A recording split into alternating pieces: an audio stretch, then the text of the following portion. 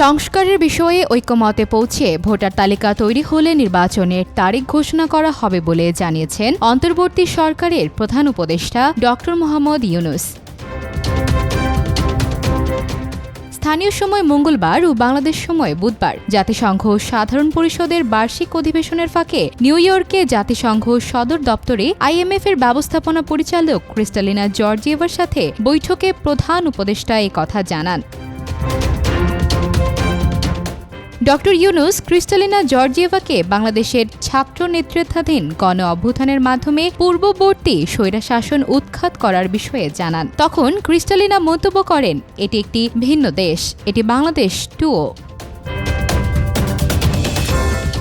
বৈঠকে অধ্যাপক ইউনূস ক্রিস্টালিনা জর্জিয়েভাকে জানান, নির্বাচন, বেসামরিক প্রশাসন, পুলিশ, বিচার বিভাগ, দুর্নীতি দমন ও সংবিধানে গুরুত্বপূর্ণ সংস্কারের সুপারিশ করার জন্য তার সরকার ৬টি কমিশন গঠন করেছে। এসব কমিশনের সুপারিশ নিয়ে সরকার রাজনৈতিক দলগুলোর সঙ্গে আলোচনা করবে।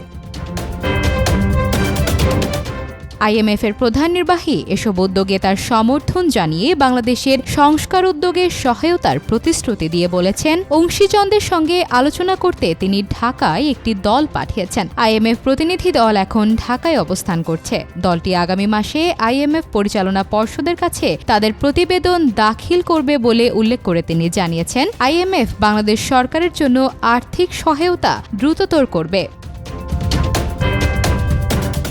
জর্জিয়েভা বলেন, আইএমএফ বোর্ড টিমের প্রতিবেদনের ভিত্তিতে বাংলাদেশের জন্য একটি নতুন ঋণদান কর্মসূচি শুরু করতে পারে, অথবা গত বছরের শুরুর দিকে চালু হওয়া বিদ্যমান সহায়তা কর্মসূচির অধীনে আরও ঋণ দিতে পারে। বৈঠকে জ্বালানি, বিদ্যুৎ ও পরিবহন উপদেষ্টা ড. ফাউজুল কবির খান এবং বিশিষ্ট অর্থনীতিবিদ ড. দেবপ্রিয় ভট্টাচার্য উপস্থিত ছিলেন।